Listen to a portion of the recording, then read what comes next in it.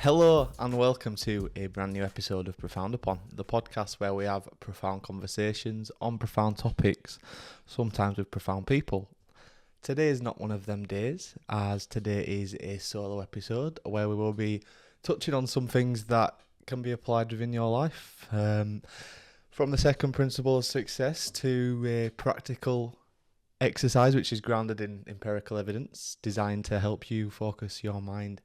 We have a productive episode planned, and I hope you can see it through till the end. But without further ado, let's get into today's episode. First, we'll be starting by discussing some of the key points from our last episode, which was the first guest episode on the channel. Be sure to go check it out. This was with a man called Aidan McGowan, an old friend and a professional rugby player. Unfortunately, within that episode, there were some technical difficulties, including the microphone's audio files being corrupted. Although it did affect the overall quality of the podcast, it was still digestible, and the information discussed can still be applied and translated into your everyday life. So, key points are as follows. Regarding the transferable skills that he mentioned discipline being the main aspect, which covers your everyday habits and backing yourself. He went on to say that the more hard work that you get done, the more confidence and self-belief that you get from it. We touched on techniques for maintaining mindset with reiteration on healthy habits. He also mentioned that he set multiple goals to get where he is today. In psychology, we call it a process goal and outcome goal. He used process goals to achieve the smaller outcome goals as opposed to just having one big outcome goal. He aimed towards different smaller outcome goals, for example, making the academy, then making the first team, and then eventually making his debut. But we then went on to talk about how he overcame setbacks in his career, such as injuries. He went on to say that he focused purely on what he could control, as focusing on things that he can't control would waste energy and mindset, which actually reminded me of a quote from this fella from SAS Who Dares Wins, went on a podcast and basically said that if you're worried about a situation, then make a list, write down everything that you're worried about, cross out the things that you can't control, and then deal with the things that you can. Sounds simple enough, but it's a place to start. Next, we discussed how he would adapt to maintain motivation when being sent out on loan to other clubs. When his main point was something that I've lived by for many years. You must aim to prove yourself right instead of proving others wrong. This can be applied in every domain, and you shouldn't be doing things for other people's gratification. You don't need to fulfill any social needs. You should just do things for you. And another thing that helped Aidan on this path was taking things a day at a time and ticking things off daily and getting them 1%ers, because over the course of a year that compound into progress, and that progress can then be used as evidence to push yourself further. His advice for his younger self, or someone who is scared to push themselves towards what they want to achieve, was to not leave any stone unturned. And this advice is very important, because if you were to do absolutely everything that you can in order to achieve something, then there is literally no more you could have done, and that in and of itself should be enough to fulfill you, or at least confirm to yourself that you've done everything you can and got everything you can from it. But yeah, he also mentions that you should aim to do what makes you happy and find fulfillment from within. And I really do hope you can understand and use these points that I've just mentioned within your life. That is a whole aim. Don't hesitate to get in touch. I'm always happy to hear how this podcast can help or has helped. Next, I am going to be discussing a metaphor which completely changed my outlook on life, really. So I'll start from the beginning. Imagine you're lost in the woods. You don't know which direction leads out. You don't have a map. You don't have any service on your phone. All you have is the choice to move or to stay. If you stay, you die. Slowly, comfortably at first, but eventually staying in the woods is going to kill you. So you start walking. You pick a direction and you go. And maybe after 2 days you realise that you went the wrong way. You're going in deeper to the woods than when you started. So what do? You turn around. You keep trying a different direction. You try a different direction. You keep moving because every direction teaches you something. Every failed attempt eliminates one path, and eventually, through trial and error, through persistence, through refusing to stay still, you find your way out. That's where you are right now. You're walking through the woods. Some days it feels like you're going in circles. Some days it feels like you're making everything worse. But you're not. You're learning. You're eliminating paths. You're building the skill of navigation. And one day, sooner than you think, you'll break through the tree line and see the clearing. You'll realise that the woods were never actually punishing you. They were training you. Now here's what people miss about this phase of your life. It's not preparation for success. It is success. It's the most alive you'll ever be, because once you make it, once you're on the other side, you'll have new problems, new pressures, new versions of this in-between phase. Success doesn't end uncertainty. It just changes the level that you're playing at. So if you're waiting to feel successful, before you let yourself enjoy the process, then you'll never enjoy anything. This is it, this phase, this struggle, this beautiful, frustrating, character building season. This is where you become the person that's capable of holding what you've been asking for. So stop rushing through it. And I won't spend too long explaining this metaphor, as metaphors are usually best left to interpretation, to kind of promote deeper engagement with the idea, or to make a more personalised meaning. But I can give you my interpretation at least. This metaphor represents life, work, personal growth, a situation where you cannot see the right path, or at least it's not clear. You don't know which direction leads out of the forest, which symbolises uncertainty, risk, incomplete information. You've got a choice: move or stay. Staying is inaction, the comfort zone, avoidance. The consequence of staying is stagnation or slow decline. Moving is action, it's experimentation, it's embracing risk, and the consequence of moving is potential progress, but the possibility of setbacks. If you do start walking, you may go deeper. This illustrates the fear of making the wrong choice, or a fear of failure. Early mistakes might feel like regression, but they're necessary regardless of whatever dream you're chasing, because every wrong direction eliminates a path. This shows the experiential learning through trial and error, that each choice, even ones considered a mistake, provide information which narrows your future options and gradually clarifies the landscape that's around you, or the landscape that you're aiming to strive towards. I'd say there's a few key messages that this metaphor kind of conveys. First one is that action is necessary for progress. Like, standing still in uncertainty is more dangerous than trying and failing, because for number two, mistakes are informative. They're not fatal. Wrong turns teach you what doesn't work, pruning options and guiding you towards that eventual success. The third one, courage and persistence are essential.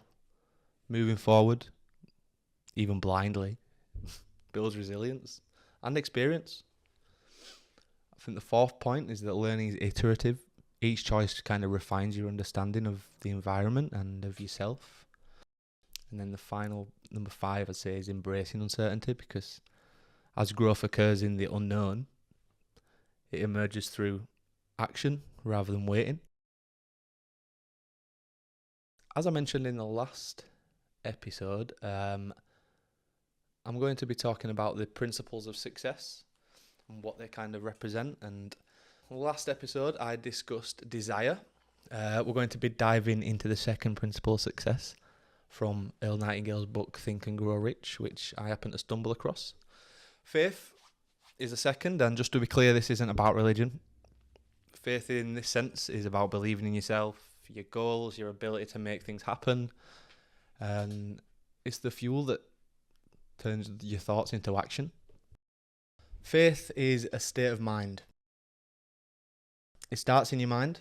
It's not just a wish or a hope, it's a mental attitude that convinces you that your goal is achievable.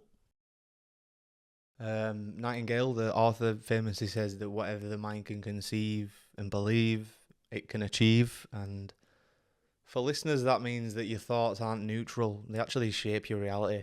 I mentioned that in the first episode, but if you constantly doubt yourself, you'll naturally hold back. But when you cultivate faith, your mind starts scanning for opportunities and solutions that help you succeed. And an example of this is like, imagine you want to run your first 10k and you tell yourself, I could never do this. Your mind's going to focus on excuses. You're too tired, you're too busy, you're too unfit. If you tell yourself, I can train and complete this 10k, your mind starts noticing training plans, maybe supportive friends or ways to fit practice into your schedule. And that's the power of faith as a state of mind. Probably wondering how you can build faith. Nightingale kind of emphasizes that faith isn't just something that you either have or you don't. It's something that you build deliberately, and there's a few ways that you can strengthen it. I'll give you the examples. So if you repeat affirmations daily, simple statements like, I am capable of achieving my goals, or I have discipline to succeed, reinforce belief in your subconscious mind. He actually argues that whatever you repeat actually eventually becomes belief. And another way to build faith would be to visualize your success. Picture yourself having already achieved this goal. Like, what does it feel like? What does it tangibly look like? Visualization kind of primes your brain to recognize opportunities and motivates action. That's scientifically proven. Another way to build faith would be to add emotion to your belief, because just thinking something isn't enough. Like, feel it.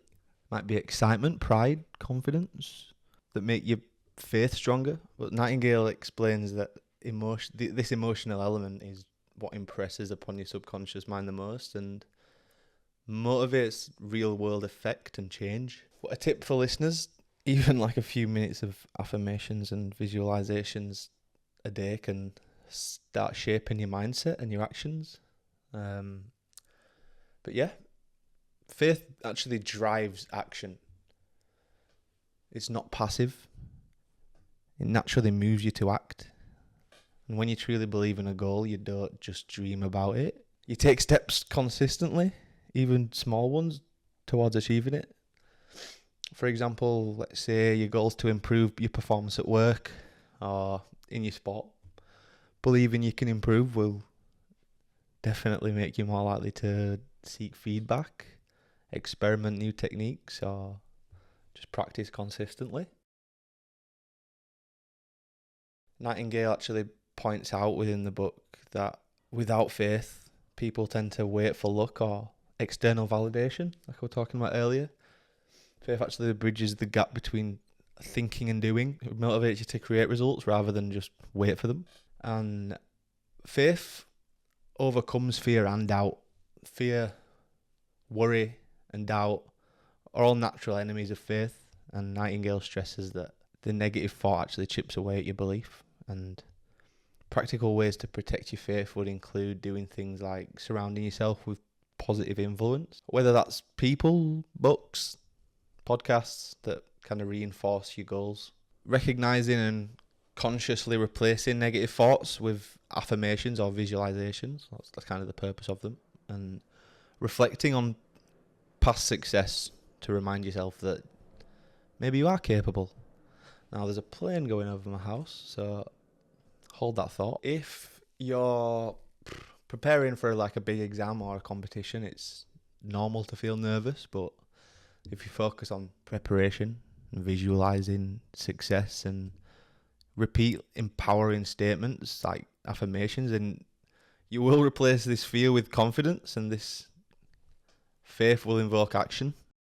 Finally, I'd say faith is contagious, and An interesting point Nightingale actually makes in the book is that faith isn't just internal, it affects those around you. And when others see your confidence and belief, they're more likely to support you, collaborate, or follow your lead. Like in a workplace or any team setting, for example, a leader who clearly believes in the vision can inspire their colleagues to commit to shared goals. In sport, players' visible confidence can lift the performance of the whole team. Your faith becomes a magnet for action and support. So yeah, that's faith. So to summarize on the second principle of success, faith is more than just wishful thinking.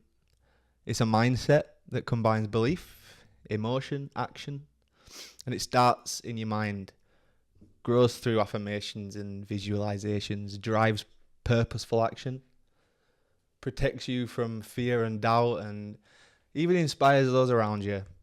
Essentially, faith is the bridge between your dreams and your achievements.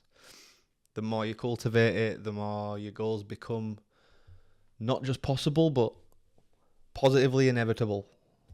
On the next episode, we'll cover the third principle of success, which is autosuggestion.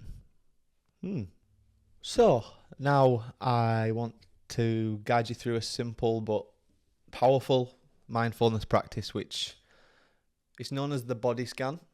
This was inspired by the work of a neuroscientist and author called Tara Swart in her book The Source, which I also stumbled across. The idea behind this body scan is to bring your awareness slowly through the body, noticing sensations as you go. You might wonder why this matters, but when we place our attention in the body, we shift out of constant thinking and into direct experience. Neuroscience shows that this can help regulate the nervous system, reduce stress, and generally reconnect us with physical signals that we often ignore. And it's often a way of strengthening the connection between mind and body, something that Tara Swart emphasizes as key to clarity and intuition, emotional balance. A lot of that I spoke about in the first episode. So I'll put a timestamp if you don't want to, but let's go through this together. If you can find a comfortable position, sitting or laying down, if it's safe to do so, gently close your eyes. So, this will roughly take about 5 minutes, guided body scan exercise. Start by taking a slow, steady breath in and a long, gentle breath out. Again, inhale and exhale. Let your body begin to soften. Now bring the attention to the top of your head and just notice any sensations here. Maybe tingling, warmth. It might be nothing at all. There's no need to change anything, just observe.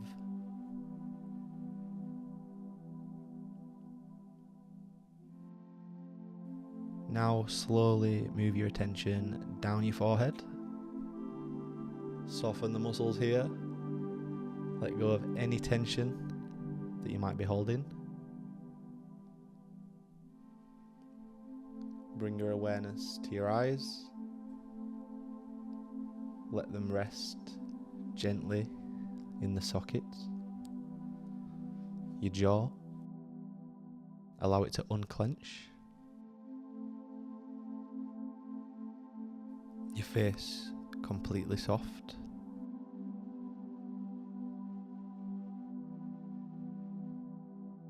Now move down to your neck and shoulders. This is where many of us actually carry stress. Notice what's here, and if you can, Allow your shoulders to drop just a little.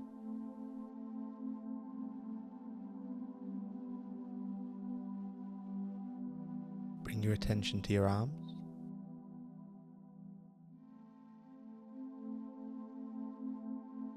Down through your upper arms, your elbows, your forearms, all the way to your hands and your fingers. Notice any sensation, tingling, heaviness, stillness.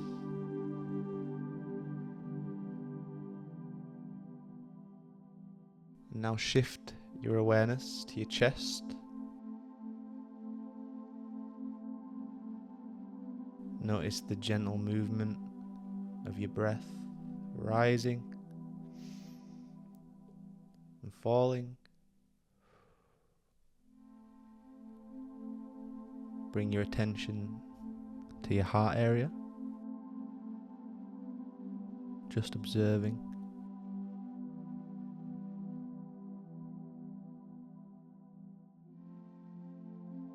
Now move down to your stomach.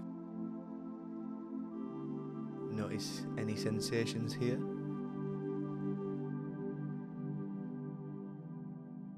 No need to judge or change anything, just awareness.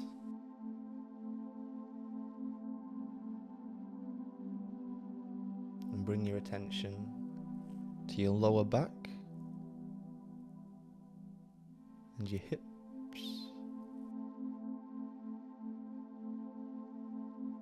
Allow this area to feel supported, grounded.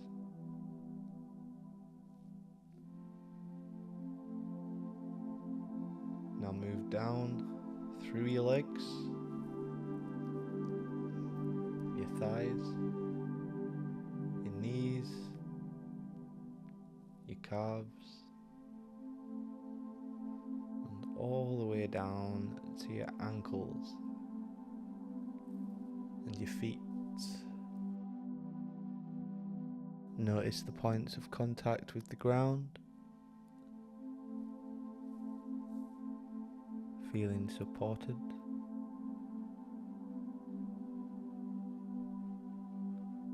Now expand your awareness to your whole body.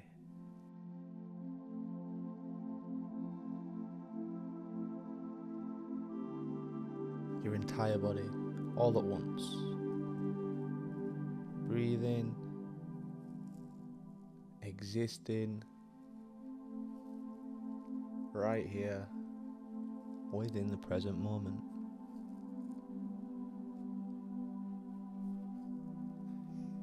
Take one more slow, deep breath in, and a gentle breath out.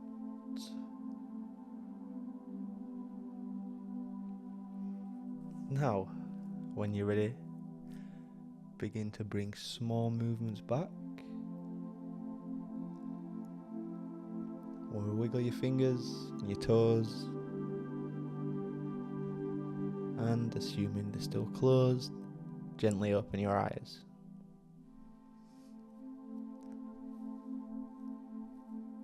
Now, this practice might seem simple, but it's incredibly effective. By regularly bringing awareness into the body, you're training your body to become more present, more regulated, and more connected. Over time, that awareness doesn't just stay in meditation, it starts to show up within your everyday life, and you'll be surprised where and just how. Now, obviously, that was just a few minutes, but even the short amounts of time, the short moments like this can make a huge difference. And the goal isn't just to stop thinking, it's to change your relationship with your thoughts and to notice them without getting pulled away by them. If you try this regularly, even a couple of minutes a day, you might start to feel a little bit more grounded, a little bit more aware, and a little bit more at ease, and that'll just compound over time. and be a lot more of a lot calmer person. That's the heart of mindfulness, really. Yeah, I'm going to aim to do one of them a week. Well, every solo episode. Like I said, I'll add a timestamp so you can skip if you really like. But in the next segment, I want to talk through a really powerful exercise from The Source by Tara Swart, the book that I kind of nabbed that last exercise from. It's simple and honestly can hit quite deep if you really sit with it. So again, picture this. You're in a hot air balloon, ready to rise, to expand, to move toward the life that you actually want. But the balloon isn't lifting yet. Why? Because it's weighed down by sandbags. So, within this exercise, these sandbags represent the things that are holding you back, and Tara Swart gives a couple of examples within the book. Things like limiting beliefs or past experiences that you're still kind of carrying around with you. The kind of thoughts that quietly say that you're not good enough, or people like me don't succeed, or it's too late for me. I hear too often. Those are heavy, these sandbags, for everyone. Then there are the emotional sandbags. Fear, guilt, resentment, even comfort zones that feel safe, but they're actually keeping you stuck. So, here's the idea. One by one, you identify your sandbags and you choose to release them. Now, here's the part that I actually really liked about this aspect within the book. Tara Swart actually says that the final sandbag is yours to define. She doesn't tell you what it is, because only you know what you're still holding on to. The first two general ideas, you need to let go of them things anyway, but I now want to guide you through this just for a moment. Nothing to the extent of the previous exercise, but if you can, pause whatever you're doing, or at least just stay with me mentally. Ask yourself, what is something that I keep carrying that I know is weighing me down? Maybe it's a story that you've been telling yourself all these years, or maybe it's just a version of you that you've outgrown, but you're still trying to live up to for some reason. Maybe it's someone else's expectations, or maybe it's a fear of what actually happens if you succeed. Whatever came up for you during me speaking just now, that is your sandbag. But here's the key. You don't need to solve it all today. You just need to recognise it and be willing to loosen your grip at the very least. Because the truth of it is, your life doesn't change by adding more effort all of the time. Sometimes it changes by just letting something go. So, imagine yourself back in that balloon. You've identified your sandbags. Now, one by one, release them. And as you do, you start to rise. Not because you became someone new,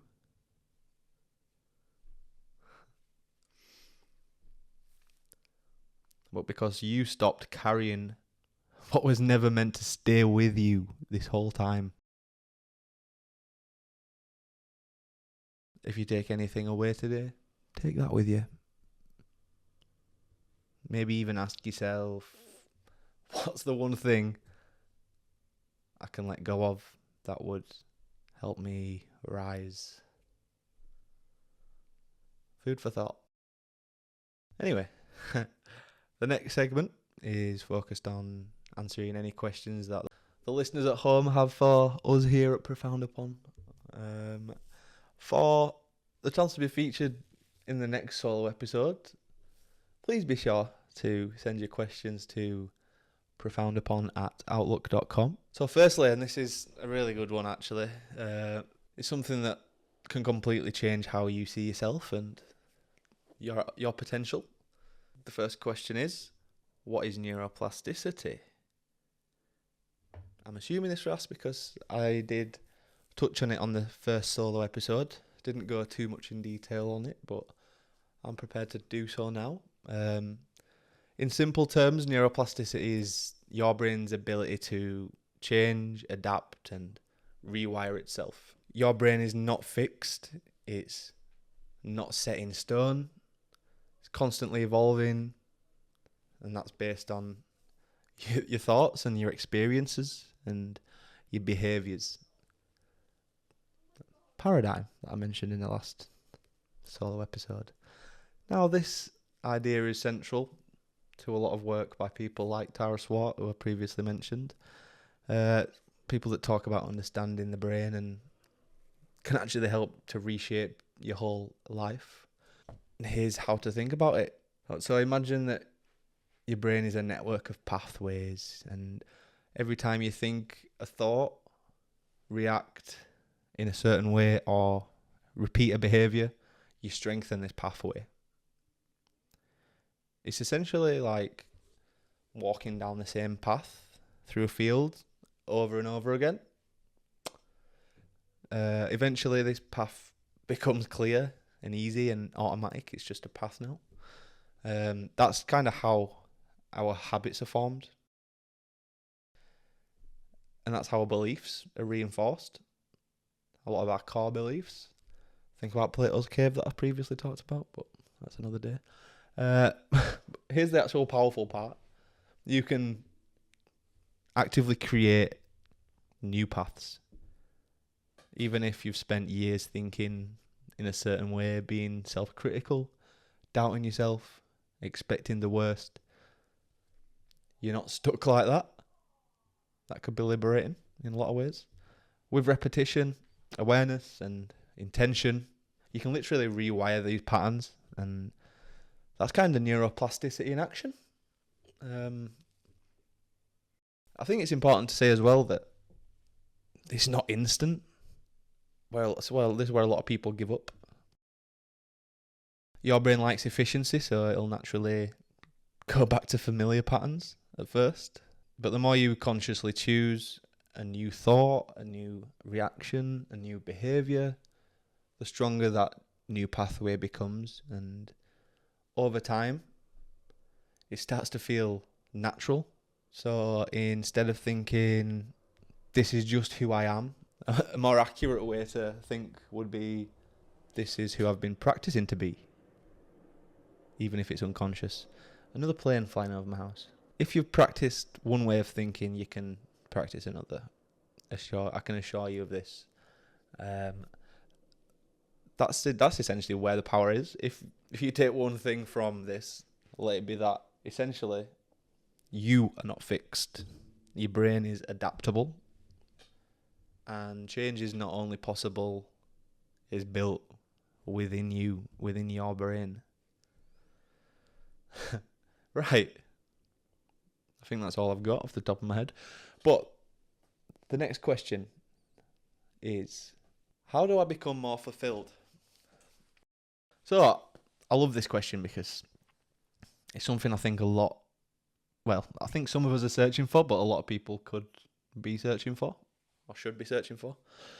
And the truth is, fulfillment doesn't usually come from adding more. It comes from aligning more. And I will expand, but more alignment with who you are, what matters to you, and how you're actually living day to day. A lot of the times we look for fulfillment in the big things, achievements, milestones, external validation. Again, we spoke about that earlier. Those things can feel good for a time, but temporary. Real fulfillment tends to be smaller, consistent things. Feeling like your time's being spent on what matters and feeling connected to yourself or to other people, and feeling like you're growing even in small ways. This idea that awareness is the starting point is something that Tara Swart also touches on, but if you're asking this question, a good place to begin would simply be to ask yourself, what actually matters to me right now? Not what should matter, not what other people expect or what matters to them, but what genuinely feels meaningful to you. And then once you ask yourself that, instead of trying to overhaul your night over life, you can just make one small shift towards it. Because ultimately, fulfillment isn't actually something you arrive at in just one day. And I'm not even fulfilled yet, but it's something you create, and that is moment to moment. That's through how you choose to live. So that does bring us to a close on episode 4 of Profound Upon. This episode felt a lot more comfortable for me to film, I think. I'm going to round off the episode there. We've touched on quite a lot this episode. I hope that the things that... So, if you do care about your mental health, go and stream Mental Wealth on Spotify and Apple Music. I will see you on the next episode of Profound Upon. Thank you for listening or watching, and I will see you next time. Goodbye. I advocate to find something that captivates, then activate. Don't let small things aggravate, psychologically graduate. If they're there just to congratulate, that limb you must amputate. If they're selfish, emancipate, cause you just don't have time for it. This is my advice, no cadet. To overcome you must accept, not forget. Then the benefits all outweigh the threats. Choose the pain of discipline or have the pain of regret.